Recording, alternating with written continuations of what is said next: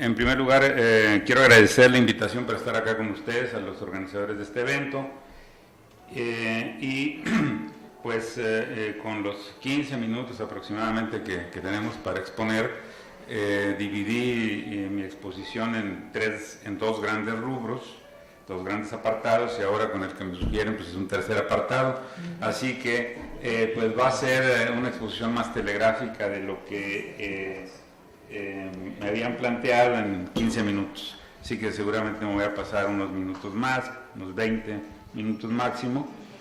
Bien, a ver, yo empiezo, antes de empezar, perdón, quiero felicitar a Edgar.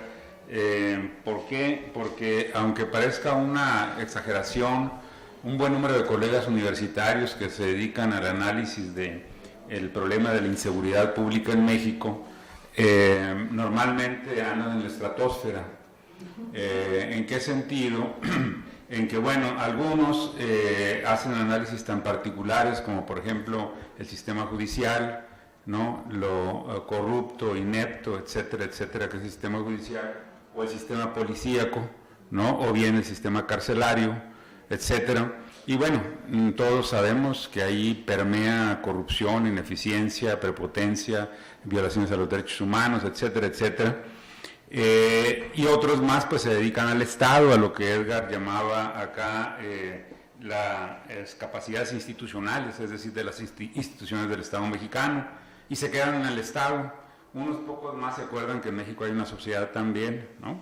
Y entonces se dan cuenta de que pues, muy de pasada, que pues la sociedad que tenemos es una sociedad empobrecida en más de la mitad de la población, ¿no? Pero se les olvida, paradójicamente, parecen analistas asiáticos o europeos y no mexicanos.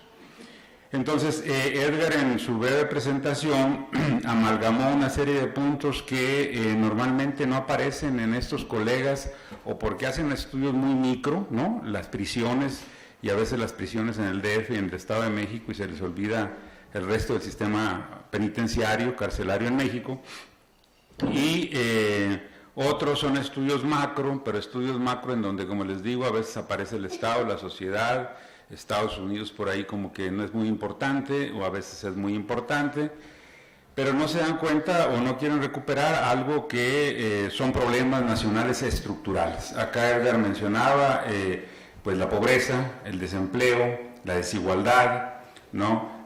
Las capacidades institucionales bastante truncas por parte del Estado mexicano, etcétera.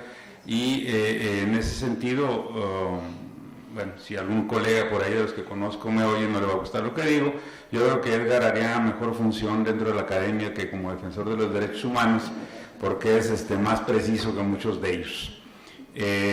¿Por qué sucede eso en un buen número de colegas que estamos aglutinados en diferentes organizaciones?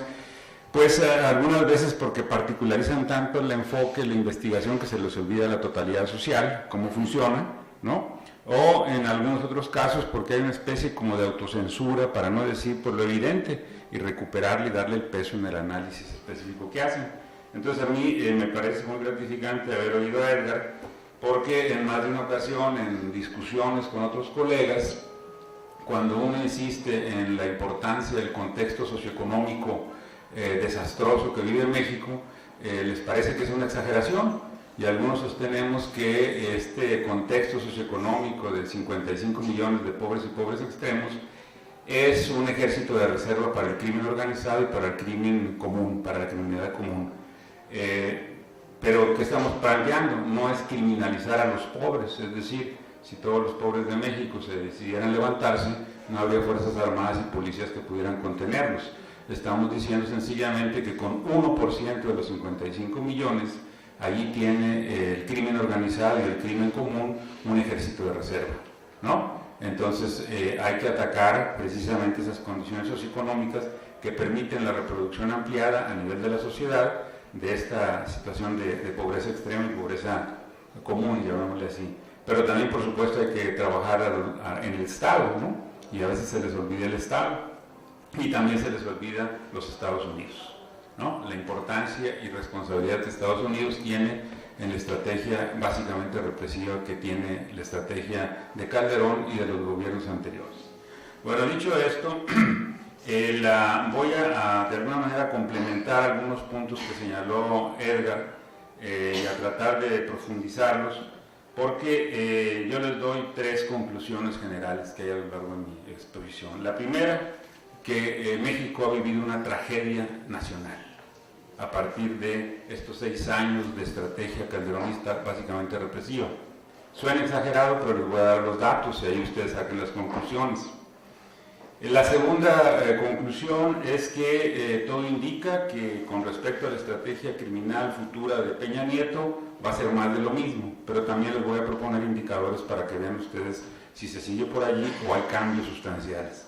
Y con respecto a Estados Unidos, pues también llega a la misma conclusión, va a ser más de lo mismo con Obama. Espero equivocarme en todo, porque si me equivoco quiere decir que las cosas van a cambiar. Sería bueno que me equivocara en todo. Tragedia nacional. ¿Por qué hay una tragedia nacional en México? El primer rubro de referencia que insistentemente el gobierno de Calderón tomó para hablar de costos sociales era el número de narcoejecutados. Y como señalaba Edgar, las cifras varían. Van desde las cifras oficiales de 65,000 personas que han muerto en estas confrontaciones policía-militares contra ellos y población civil, ¿no? Pero algunos señalan que son 90,000 los narcoejecutados. Por allí un locutor mencionaba una cifra, dice, normalmente en un velorio los deudos, los dolientes, se aproximan pues a 100, 150, 200 dolientes que asisten a un funeral. Bueno, pues multipliquen 90,000 o 60,000, la cifra que ustedes quieran, por 200 y les va a dar un buen número de millones de personas, ¿no? Ese es un primer indicador. Es decir, tenemos en México, sean 50,000 o 100,000 los narcoejecutados, es una cifra muy grande que ha golpeado a diferentes sectores de la sociedad. Una segunda cifra es lo que, por cierto, un exgobernador, el exgobernador Reyes Baeza de Chihuahua, en los famosos diálogos por la seguridad a los que asistimos algunos académicos ingenuos, que creímos que nos iban a hacer un poco de caso. Por ahí Reyes Baeza, cuando se reunió, además de con académicos, sector empresarial, religiosos y también gobernadores, el gobernador entonces Reyes Baeza mencionaba que era necesario crear un fondo de compensación social, porque él calculaba entre 120 y 150,000 viudas, huérfanos y dependientes económicos a raíz de estos muertos, ¿no? Estamos hablando de agosto del 2010, ¿no? Con respecto a esta cifra, bueno, actualmente se calcula que esta cifra, que normalmente no se insiste en la contabilidad gubernamental, se habla de 200,000 huérfanos, niños y dependientes económicos de estas personas que murieron, ¿no?, en la famosa guerra contra el crimen organizado. Un tercer indicador que no se toma en cuenta en su magnitud, pero que sí lo mencionaba Edgar, es la cifra de los famosos levantados, ¿no?, que normalmente son asesinados. Las cifras también varían. Se dice que hubo en el país 18,000 levantados, otros dicen que son 30,000, pero si ustedes quieren tomar una media, 15,000. 15,000 es bastante, son bastantes. Es otra cifra del costo social no reconocido por la contabilidad gubernamental. Un tercer indicador que es más difícil de ubicar es el número de personas heridas.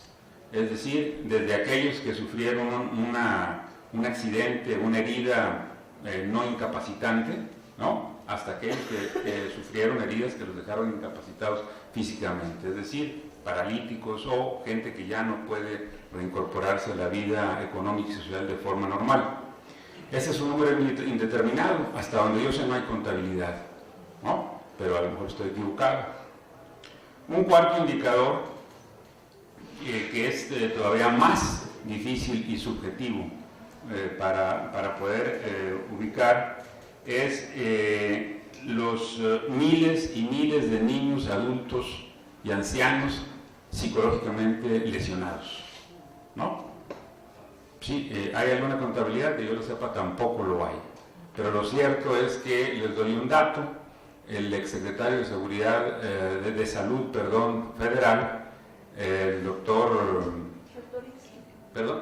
No, el federal, Córdoba Montoya, nos decía que en algunas ciudades fronterizas del país se habían agotado los calmantes y los analgésicos, y mencionaba Ciudad Juárez. ¿Será cierto que nada más en Ciudad Juárez faltarán en las farmacias analgésicos y calmantes? Yo creo que Reynosa, Matamoros, Monterrey, Tijuana, y un buen número de poblaciones de Guerrero y de Michoacán, para quedarnos ahí, también yo creo que va a haber escasez, ¿no? Es decir, estas personas que viven con miedo. Decía por ahí un colega que el vivir con miedo genera diferentes reacciones incapacitantes, desde estrictamente físicas hasta psicológicas. Ausentismo laboral, ausentismo en las escuelas, ¿no? El tener que vivir encerrado propiamente, un estado de sitio autoimpuesto, etcétera, etcétera, etcétera. Entonces, cuando yo concluía que México ha vivido una tragedia nacional, es porque si tomamos el conjunto de indicadores, estos que son difíciles de cuantificar, pero que allí están, podemos decir que en México vivimos una tragedia nacional, que se ha diluido desgraciadamente en la sociedad, ¿no? Se ha diluido también, incluso en el exterior, de la tragedia que está viviendo y que vive México, ¿no? Entonces la conclusión es que si tomamos estas cifras generales, podemos hablar de varios millones de personas con diferentes costos sociales pagados por la estrategia anticriminal de Calderón.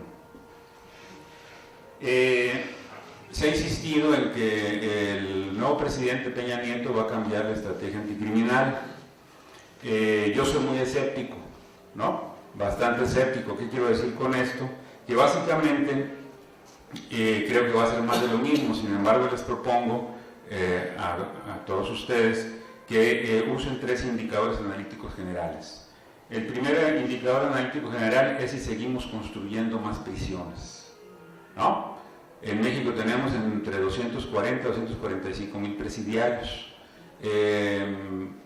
El ahora exsecretario de Seguridad Pública Federal consideró que era necesario más prisiones normales, prisiones de alta seguridad y prisiones de superseguridad, ¿no? Entonces todo indica que se quiere seguir metiendo gente a la cárcel en lugar de sacarla de la cárcel. Y cuando hablo de sacarla de la cárcel, es sencillamente sacar de la cárcel a aquellos que están por delitos menores y que no son peligrosos, y es la gran mayoría de la población carcelaria. En el Centro de Investigación de Ciencia Económica han hecho estudios de cuál es la mayoría de los presos que hay en el Estado de México y en el Distrito Federal. De 70 a 80% están allí por delitos de 3,000 a 4,000 a 5,000 pesos. Eso es pobreza. Entonces, si tuviéramos un cambio en la óptica de seguridad pública en México, por una cuestión de justicia social, debería haber una liberación condicional de estos miles y miles de pequeños delincuentes, ¿no? Para tener unas cárceles más seguras. No es necesario más cárceles, ¿no? Pero si siguen insistiendo en más cárceles, vamos a seguir cometiendo más injusticia social de la que ya hay en México. Y también es una cuestión de economía. Cada preso cuesta en México al día, según los cálculos que han hecho especialistas, entre 190 y 250 pesos diarios. Multiplíquenlo por 240 a 245 mil presos, es una cantidad bastante considerable que se podría utilizar en otras cosas, ¿no? Segundo indicador. El otro indicador es, además de las prisiones, si se sigue insistiendo en que en la televisión no aparecen los delincuentes de cuello blanco. ¿Cuáles son los delincuentes de cuello blanco? Pues esos personajes civiles, militares, religiosos, empresariales, etcétera, pues que nunca aparecen. Parece ser que aquí en México todos son Chapos Guzmán, en el mejor de los casos, es decir, un gran capo, y todos los demás son los narcos que siempre vemos en la televisión. En la medida en que no se toque el nervio financiero y patrimonial del crimen organizado, va a ser más de lo mismo, ¿no? Entonces vean en la televisión, en los periódicos, y de repente empezamos a ver personajes, ¿no?, que pertenecen a la élite política y económica en México. En la medida en que eso suceda, si no son ajustes de cuenta entre ellos, estamos hablando de cambio de estrategia de seguridad pública. Un último indicador es si se sigue con la táctica favorita de la estrategia anticriminal en México. ¿Cuál es la táctica favorita de la estrategia? El descabezar los cárteles, bajo el supuesto de que esto los va a atomizar y bajo el supuesto de que con esto van a disminuir los índices de violencia y de delitos en México, ¿no? Aquí lo que tendríamos que preguntarnos es hasta ahora si esta táctica ha sido efectiva. Todos sabemos que rápidamente se recomponen los liderazgos y que establecen alianzas o contraalianzas entre los propios 10, 12 cárteles que se reconocen oficialmente. Pero aún así, vamos a suponer que tenemos 25 minicárteles. ¿Ustedes creen que esto sería garantía de menor violencia y menor índice delictivo? Yo creo que no. Puedo estar equivocado y que la ley esté equivocada. Por último, con respecto a Estados Unidos.